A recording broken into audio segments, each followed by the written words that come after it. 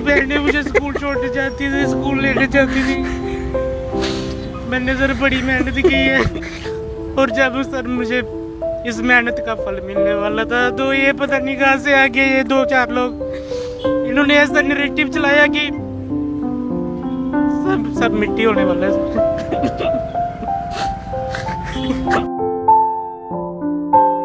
परेशान होते हैं सर, वो नहीं भेज रहे थे मुझे आज भी। वो बोल रहे थे कि बारिश में कैसे जाएगा तू। उनको बोला कि मैंने 1.5-2 साल मेहनत की है, 2-4 दिन में और कष्ट देख लूंगा, मुझे भी नौकरी चाहिए।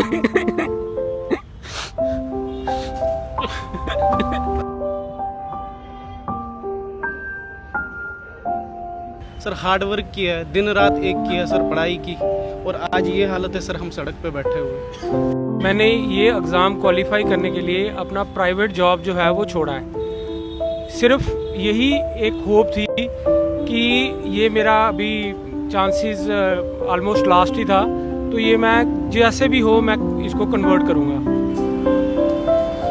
यहाँ पे जितने भी लोग बैठे हैं, हर चेहरे के पीछे एक कहानी है, हर चेहरा एक कहानी लेकर यहाँ पे आया है। आप तो एस्पिरेंट्स नहीं हो, आपके पति एस्पिरेंट्स हैं। हाँ जी। आप क्यों बैठे हो यहाँ पे? सर अगर हम सुख के साथी हैं तो हम दुख के साथी भी हैं। ने एक बार ये स्टेटमेंट दी थी जो कि हमने नहीं दिया सर, इन लोगों ने दी है, और इन्होंने अपने ऑफिशियल ट्विटर हैंडल से दी है। तो आज आप अपनी स्टेटमेंट को खुद ओवर रूल करने की कोशिश कर रहे हो, वो भी फॉल्स एलिगेशंस पे। जब क्वालिफाई किया था तो लगा था कि अब अपने पाँव पे खड़ा हो जाऊंगा, लेकिन एलजी प्रशासन ने सर मुझे यहाँ ज़मीन पे ला के बिठा दिया अपना हक मांगने के लिए।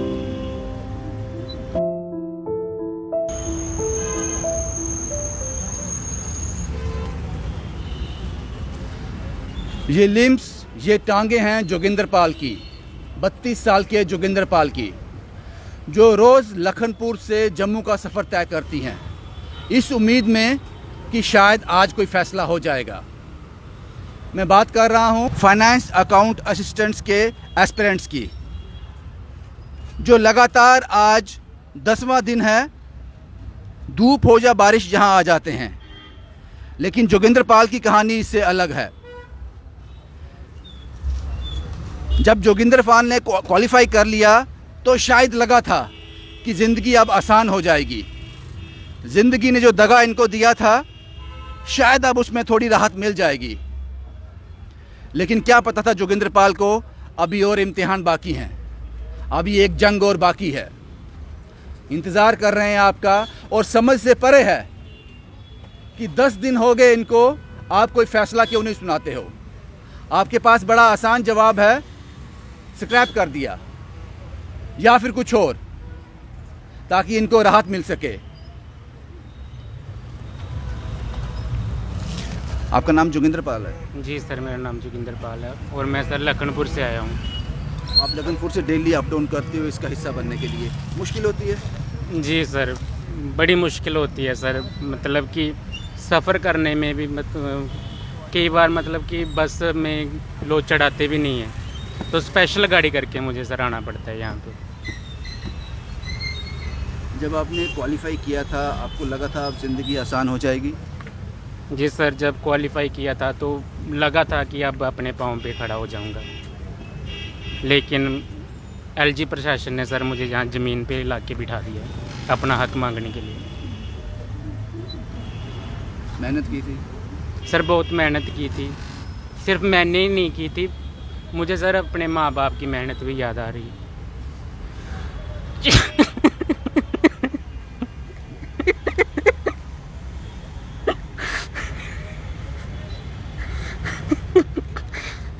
सर मेरे पापा मुझे कच्चे बनाएंगे, स्कूल ही उड़ने जाते थे। मेरी मम्मी मुझे गोदी में उठा के स्कूल छोड़ने जाती थी। मेरी बहनें मुझे स्कूल छोड़ने जाती थी, स्कूल लेने जाती थी। मैंने सर बड़ी मेहनत की है और जब सर मुझे इस मेहनत का फल मिलने वाला था तो ये पता नहीं कहाँ से आ गए ये 2-4 लोग। इन्होंने ऐसा नैरेटिव चलाया कि सब मिट्टी होने वाला है सर।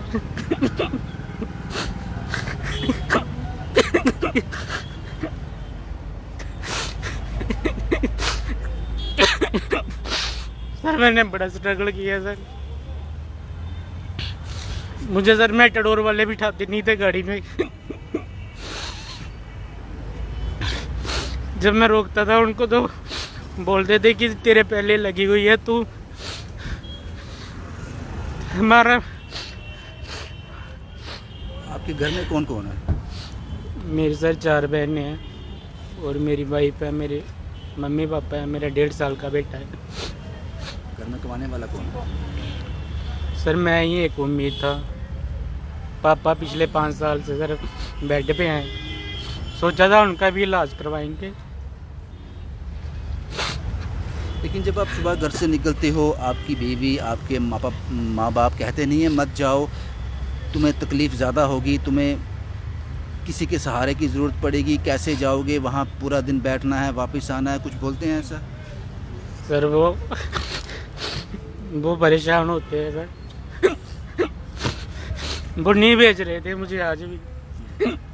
वो बोल रहे थे कि बारिश में कैसे जाएगा तू। मैंने उनको बोला कि मैंने 1.5-2 साल मेहनत की है, 2-4 दिन में और कष्ट देख लूँगा, मुझे भी नौकरी चाहिए। बस मुझे आपसे कुछ और नहीं पूछना। जोगिंद्र पाल के ये आंसू सब कुछ कह रहे हैं, इसकी मेहनत को बयां कर रहे हैं। आधा अधूरा जोगिंद्र पाल रोज़ एक उम्मीद लेकर घर से निकलता है, लखनपुर से जम्मू तक का सफ़र तय करता है, यहाँ धूल फांकता है, बारिश में बैठता है और वापस शाम को घर चला जाता है। रोज़ सुबह उम्मीद बनती है और शाम को टूटती है। ये हालत है फाइनेंस अकाउंट असिस्टेंट्स के उन एस्पिरेंट्स की जिनकी कोई भी गलती नहीं है। ये जो सेंटर आपने डिसाइड किया, जो टीचर आपने डिसाइड किए, जो अरेंजमेंट आपने डिसाइड किया, जो नंबरिंग आपने डिसाइड की, उस हिसाब से बैठे, उस हिसाब से एग्ज़ाम दिया। फिर इनकी गलती कहाँ पे हुई? गलती किसी और ने की और सज़ा इनको मिल रही है, सज़ा इनको मिल रही है। आप कहाँ से आए हो? श्रीनगर से? जी सर, मैं अनंतनाग से आया हूँ, कश्मीर से, अनंतनाग कश्मीर। क्वालिफिकेशन क्या है आपकी? सर मेरी क्वालिफ़िकेशन एम फार्मा है, मैं फार्माकोलॉजिस्ट हूँ सर। क्या नाम है आपका? सर मेरा नाम आकिब है। आकिब साहब कब से यहाँ पे बैठे हो? सर आज 10 दिन हो गए यहाँ पे सर। यहाँ पे सर बारिश हुई, हम यहीं पे थे, धूप हुई, हम यहीं पे। मैं आपको सर बहुत मेहनत की है। मैं आपको बताऊँ, मैं सर प्राइवेट पढ़ाता भी हूँ, तो सर मेरे पास जो टाइम होता है वो 4 बजे के बाद ही होता है, क्योंकि 4 बजे तक जॉब ही होती है। तो उसके बाद सर 1 बजे तक बैठते थे, पढ़ते थे, ताकि यहाँ पे गवर्नमेंट जॉब लग जाए तो हमें सिक्योरिटी मिल जाए। वहाँ भी प्रोटेस्ट हो रहे हैं? सर हो रहे सर, वहाँ भी हमारे भाई बैठे हैं, बहनें बैठी है सर, वो भी प्रेस क्लब में बैठे हुए हैं श्रीनगर में, अलग अलग जगह से आते हैं और वहाँ पे प्रोटेस्ट करते हैं सर। बहुत ख़राब हालत है सर। आकिब साहब आपसे समझना चाहूँगा, मुझे बड़े बड़े कम लफ्ज़ों में, सज़ा आप लोगों को क्यों मिल रही है? कारण क्या उसका? क्योंकि सज़ा उसको मिलती है जो जुर्म करता है। क्या जुर्म आपका? सर अभी तक जो सर हमें दिख रहा है, हमारी जो जुर्म हमें लग रहा है कि घूम रहे मेहनत हो की जुर्म की, किया क्या सर, हमने? मेहनत की है सर, वही लग रहा है अभी तक। वही जुर्म है। सर वही नैरेटिव चला रहे हैं सर। हार्ड वर्क किया है, दिन रात एक किया सर, पढ़ाई की, और आज ये हालत है सर, हम सड़क पे बैठे हुए हैं सर। मेहनत करके आपको सड़क पे बैठना पड़ रहा है, इससे बुरी हालत क्या होगी सर? ठीक है आकिब साहब। यहाँ पे जितने भी लोग बैठे हैं, हर चेहरे के पीछे एक कहानी है, हर चेहरा एक कहानी लेकर यहाँ पे आया है। आपका नाम क्या है बेटा? सर काजल शर्मा। कब 10 दिन हो गए? हाँ जी। आप कहाँ रहते हो? अखनूर से आगे थोड़ा। वहाँ से रोज़ डेली अप डाउन होता हाँ है? जी। अब घर में कौन कौन है आपके? मेरे भाई हैं और मैं हूँ और दी हैं, उनकी शादी हो गई है। पापा? पापा नहीं हैं। क्या स्कोर किया आपने? सर मेरा 94.70 और 585 मेरा रैंक है। रोज़ शाम को जब घर जाते हो, यहाँ से वापस जाते हो, क्या पूछते हैं घर वाले, कुछ बात करते हैं या क्या आप उनको जस्टिफाई करते हो? घर वाले बहुत परेशान हैं। उन्होंने देखा है कि हमने कितना हार्ड वर्क किया। उनको पता है कि सुबह मतलब कि खाने पीने का बिल्कुल ध्यान नहीं होता था, तो कितना पड़ा है, मतलब उनको सब पता है सर। 2-3 सालों से अभी वो ऐसे देखते हैं तो वो मतलब वो बहुत स्ट्रेस में है, हमसे ज़्यादा वो स्ट्रेस में है सर। इसलिए मैंने कहा कि यहाँ पे जितने भी लोग बैठे हैं, हर चेहरे के पीछे एक कहानी है। और एक चीज़ और आपको मैं यहाँ बता दूँ, शायद ये ऐसा पहला प्रोटेस्ट होगा या फिर ये एक ऐसा कॉज होता है, ये प्रोटेस्ट करना, अपना हक की मांग करना, ये ऐसा कॉज होता है जिसको कोई भी पॉलिटिकल लीडर इसमें शायद दरार नहीं डाल सकता, इनमें फूट नहीं डाल सकता, क्योंकि इनका टारगेट सेम है, जो इनको चाहिए वो क्लियर है। इसीलिए यहाँ पर हर धर्म के लोग हैं। शायद इन्हीं लोगों में एकता है जो अपने हक की डिमांड करते हैं। और इन चेहरों में मैं देख रहा हूँ हिंदू, मुस्लिम, सिख, ईसाई, मैं धर्म नहीं पूछता हूँ इनसे, लेकिन ये सब एक ही चीज़ चाहते हैं। और जैसा कि मैंने पहले कहा कि हर चेहरे के पीछे एक कहानी है। ये महिला जो है अपने पति के लिए यहाँ आई हैं, उनका सहारा बनने के लिए कि रोज़, आज 10 दिन हो गए, रोज़ यहाँ आते हैं, शाम को घर आते हैं। जिस तकलीफ़ से पति गुजरता है, क्यों ना मैं भी उसका सहारा बनूं। आपका नाम क्या है? मेरा नाम शुभ्रा है सर।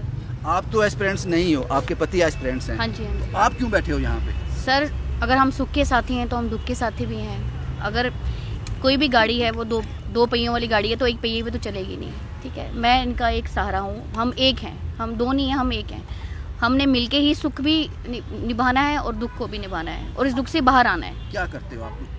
ट्यूशन्स, मैं पढ़ी लिखी हूँ, ट्यूशन्स देती हूँ मैं। और आपके हस्बैंड? हाँ जी, ये भी ट्यूशन्स लेते हैं, प्राइवेट जॉब भी है इनका। तो क्योंकि परवरिश तो बच्चों की करनी है ना।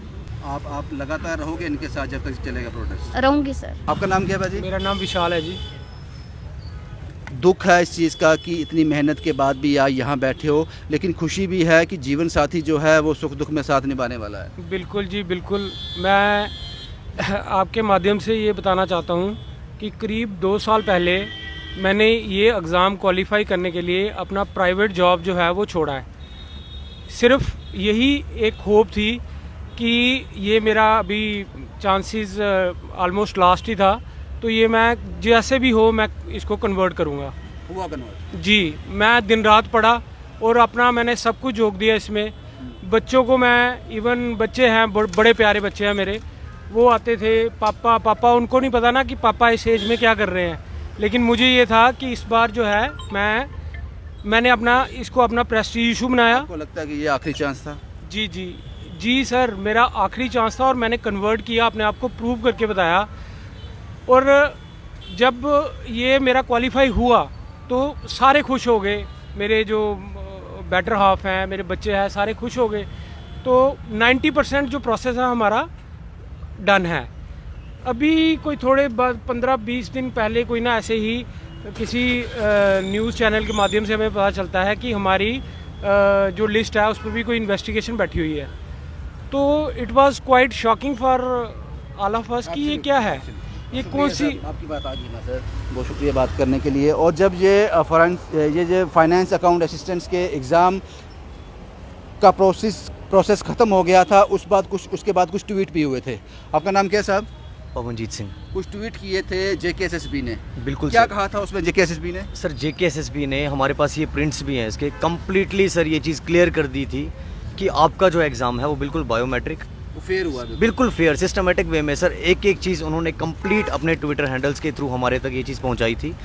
मैं आपके थ्रू ये मैसेज सब तक पहुंचाना चाहता हूं सर कि अगर आपने एक बार ये स्टेटमेंट दी थी, जो कि हमने नहीं दी है सर, इन लोगों ने दी है और इन्होंने अपने ऑफिशियल ट्विटर हैंडल से दी है, तो आज आप अपनी स्टेटमेंट को खुद ओवर रूल करने की कोशिश कर रहे हो, वो भी फॉल्स एलिगेशंस पे। अब सवाल ये है कि 10 दिन, आज 10वां दिन है, ये बच्चे लगातार प्रोटेस्ट कर रहे हैं जिनका कि कोई भी कसूर नहीं है। Matter of 972 families. तो गलती कहाँ पे हुई और आप किसका इंतज़ार कर रही हो? कितना वक्त आपको और चाहिए किसी नतीजे पर पहुँचने के लिए?